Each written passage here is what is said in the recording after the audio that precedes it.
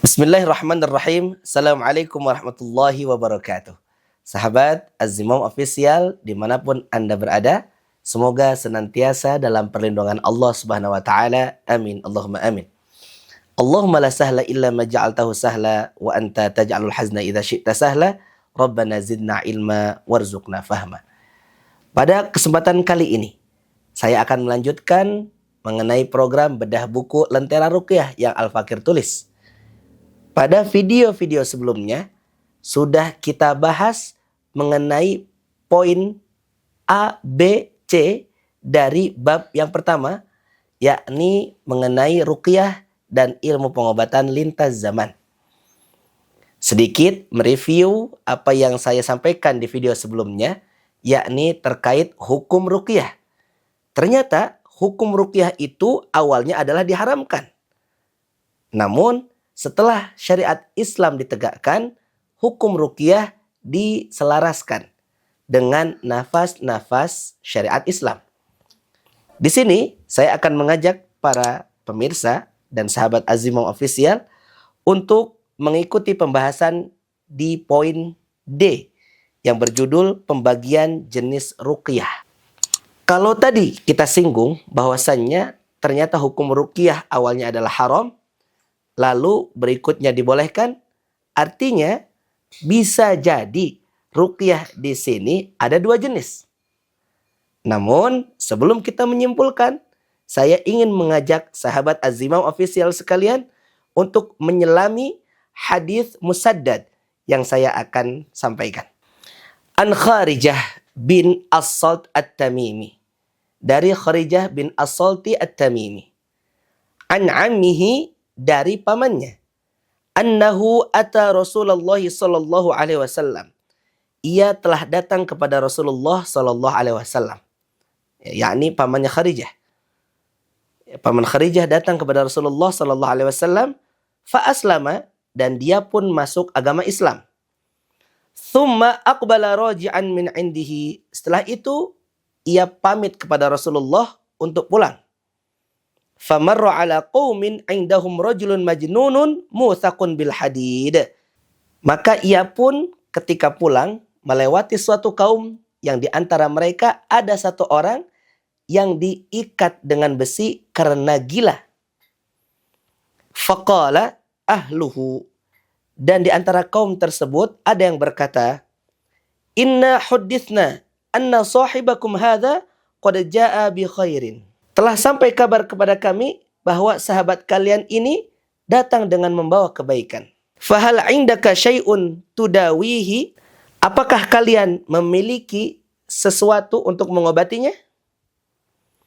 Faraqaituhu bi Fatihatil Kitab, maka paman Kharijah tadi meruqyahnya dengan surat Al-Fatihah. Fabara'a, maka dengan itu sembuh.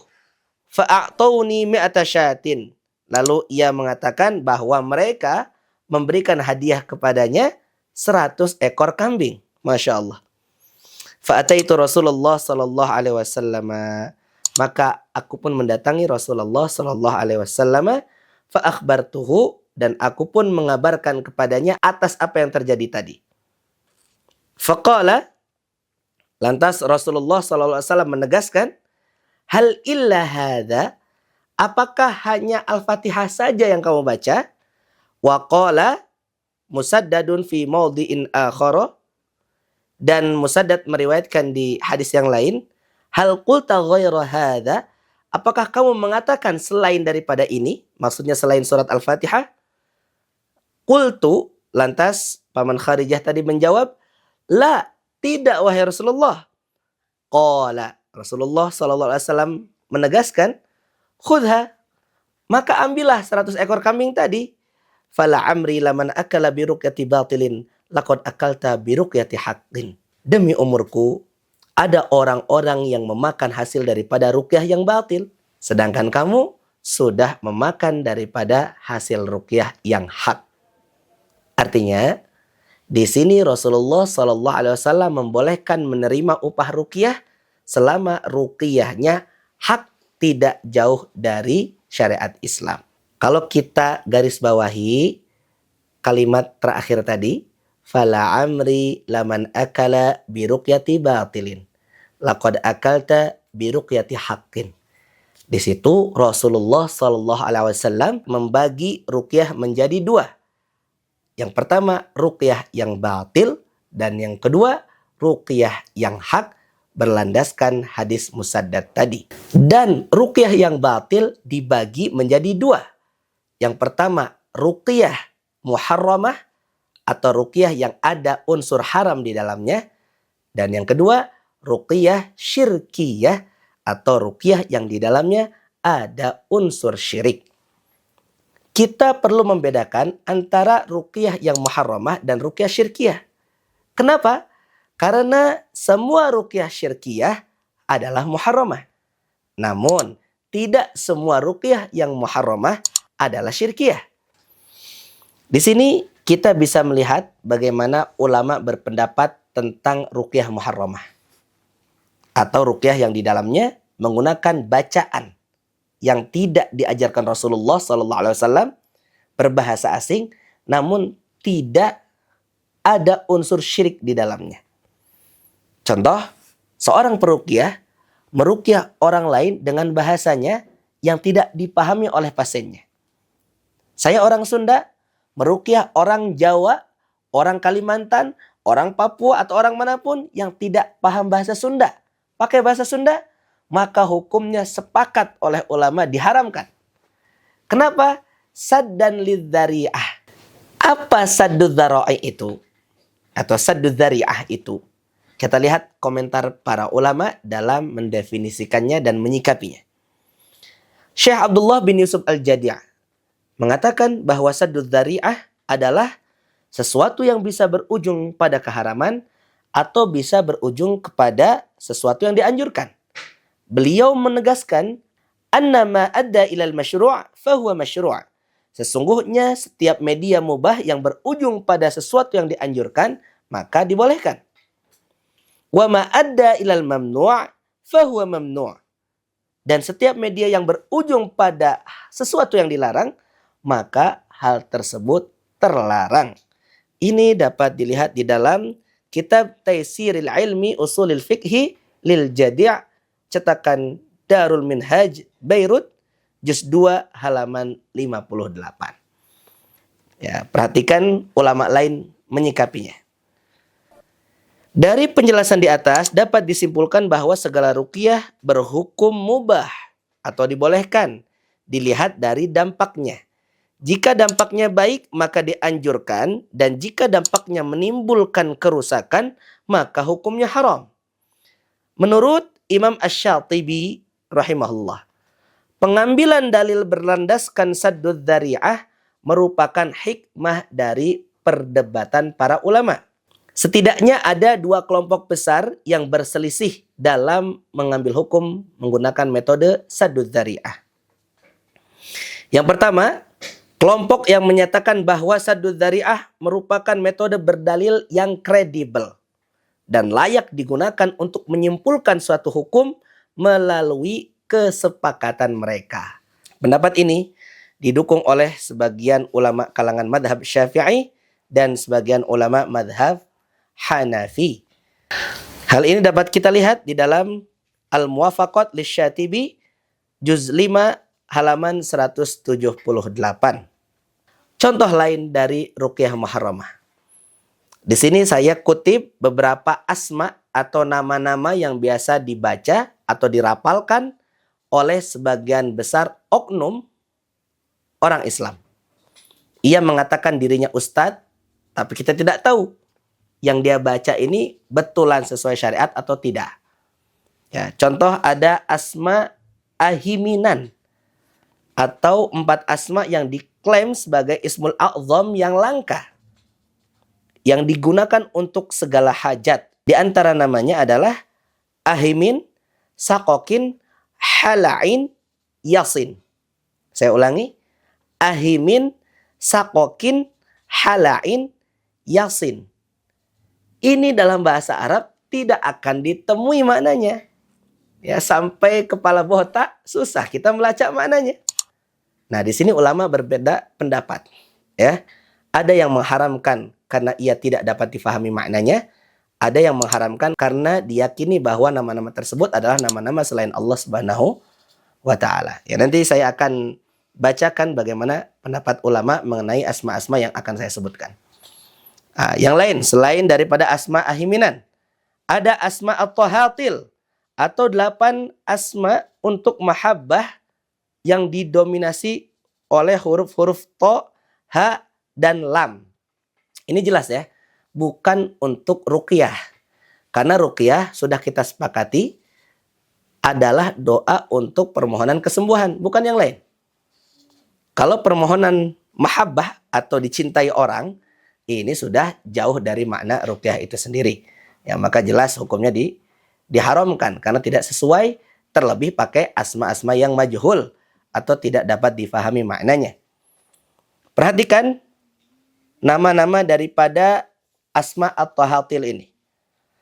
Pertama adalah lat-tahtil, yang kedua mah-tahtil, yang ketiga qah-tahtil, yang keempat fah-tahtil, yang kelima nah-tahtil, yang keenam jah-lat-til, yang ketujuh lah-hah-til atau lah-hah-til. Ini sulit juga saya baca ya. Yang kedelapan lamak-fanjil. Ini aneh. Ya, asma-asma ini nggak pernah kita temukan di kamus-kamus bahasa Arab. Ya, konon ini bahasa Suryani. Ya, bahasanya siapa itu? Mamah Gufron. Ya, dan bahasa yang dipakai Mamah Gufron pun bukan bahasa Suryani yang asli, yaitu karangan-karangan dia aja. Nah, ini mirip. Jadi ulama terdahulu sudah mewanti-wanti hati-hati dengan asma-asma ini. Ya, sekarang bermunculan orang-orang generasi penerus asma-asma beginian. Nauzubillah. Ya. Atau berikutnya ada asma jaljalutiyah. Rumusan tolasim yang diklaim Ismul A'zam. Ini saya kutip sebagian kecil ya, karena jaljalutiyah ini ada jaljalutiyah sugra, ada yang kubra. Yang sugra ada 60 bait, yang kubra ada 360 bait. Di antaranya ajin, ahujin, jalla jalyutin, hayyin, jala hayyin, bihallin, bihal halat. Ya, ini sebetulnya ada semacam nazomnya ya. Namun saya tegaskan, jika kita tidak memahami maknanya, jangan dipakai. Khawatir kita justru melakukan ruqyah yang diharamkan oleh Rasulullah Sallallahu Alaihi Wasallam. Selain itu, yang terakhir, ini ada asma birhatiyah atau juga dikenal dengan istilah barhutiyah. Diklaim sebagai 28 asmaul husna dalam sumber bahasa yang majhul. Di antaranya birhatiyatin, birhatiyatin, karirin, karirin, tatlihin, tatlihin, turonin, turonin, masjalin, masjalin, bazjalin, bazjalin, tarqabin, tarqabin, barhashin, barhashin, ghalmashin, ghalmashin, khutirin, khutirin, qalnahudin, qalnahudin, barshanin, barshanin, kadhirin, kadhirin, nafusyalakhin, namusyalakhin, barhayula, barhayula, bashkailakhin, bashkailakhin, qazmazin, qazmazin, anghalalitin, anghalalitin, qabaratin, qabaratin, ghayaha, ghayaha, kaidahula, kaidahula, syamkhahirin, syamkhahirin, syamkhahirin, syamkhahirin, syamhahirin, syamhahirin, bikah tohunaitin, bikah tohunaitin,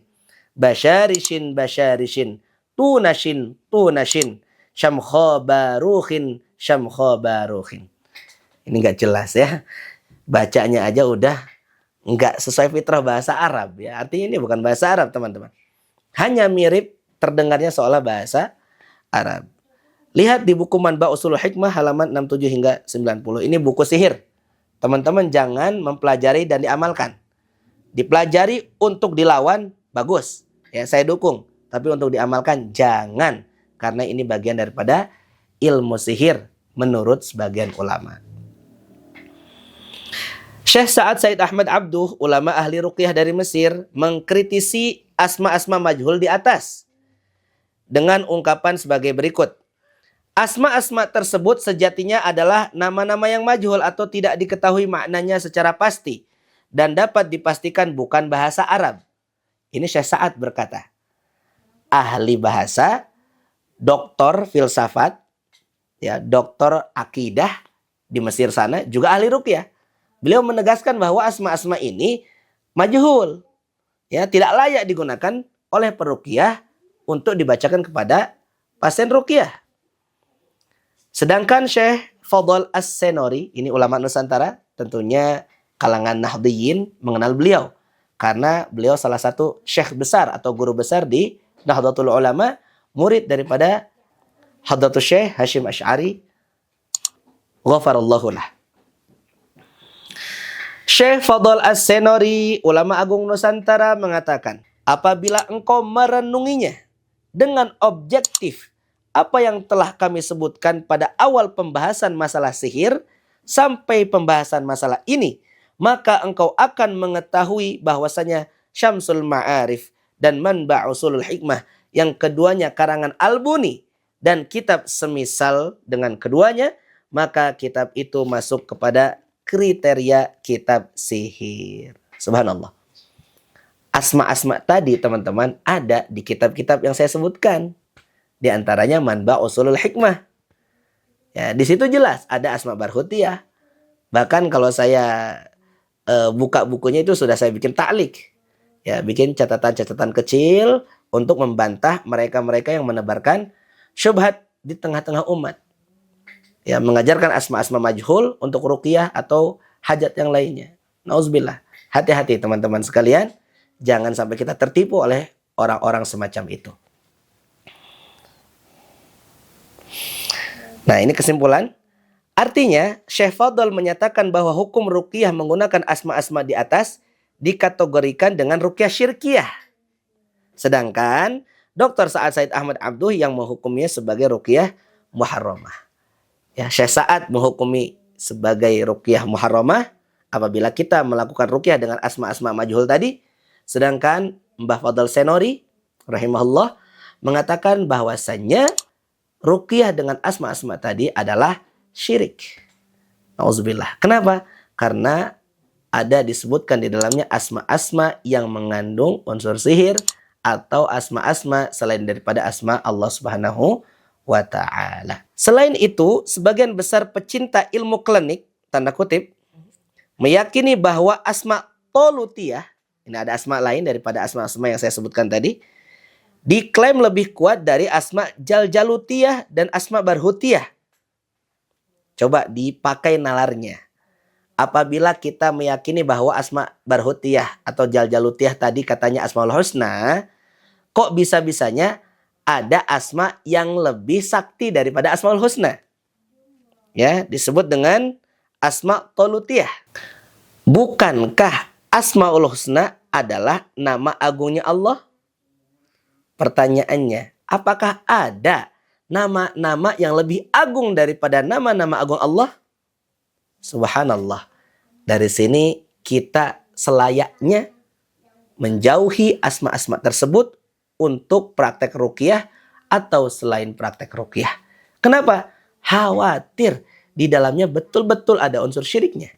Maka kita akan termasuk ke dalam golongan orang-orang yang melakukan ruqyah syirkiyah atau melakukan kesyirikan wal'iyadzubillah. Perhatikan penegasan dari seorang ulama bernama Asy-Syaikh Al-Hafidz Al-Hakami. Beliau menegaskan, adapun ruqyah yang tidak memakai lafaz Arab, tidak diketahui maknanya, tidak masyhur atau tidak dikenal oleh kebanyakan orang, dan tidak didapatkan dalam syariat sama sekali, maka bukanlah perkara yang datang dari Allah dan tidaklah berada dalam naungan Al-Quran dan As-Sunnah. Bahkan hal itu merupakan bisikan setan kepada para walinya, sebagaimana firman Allah Subhanahu wa taala, a'udzubillahi minasyaitonir rajim, wa inna syayatina layuhuna ila awliyaihim liyujadilukum. Dan sesungguhnya para setan mewahyukan kepada wali-wali mereka dari kalangan manusia untuk mendebat kalian surah Al-An'am ayat 121.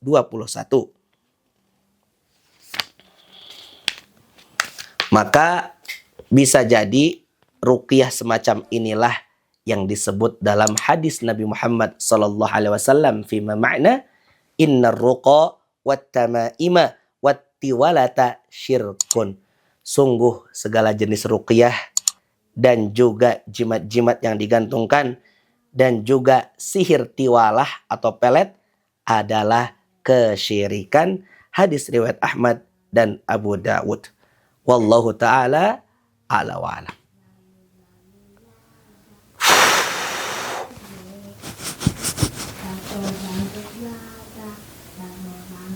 Oh, ini masih komentar beliau. Sabar.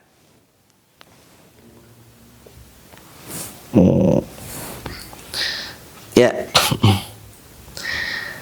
Perhatikan ungkapan berikutnya. Ruqyah semacam inilah yang dimaksud oleh Rasulullah sallallahu alaihi wasallam di dalam sabdanya, "Innar ruqa wat tamaima wat tiwalata syirkun." Sesungguhnya segala ruqyah, tamimah atau jimat yang digantungkan dan tiwalah atau sihir pelet adalah kesyirikan. Hadis riwayat Ahmad dan Abu Dawud. Hal itu dikarenakan orang yang mengucapkannya tidak mengetahui apakah ruqyahnya menggunakan nama-nama Allah atau bukan, atau bahkan para setan. Dan dia pun tidak mengetahui apakah di dalamnya terdapat kekafiran atau keimanan, kebenaran atau kebatilan, kemanfaatan atau mara bahaya, dan apakah itu ruqyah atau bahkan sihir. Demi Allah, mayoritas manusia benar-benar tenggelam dalam berbagai malapetaka ini.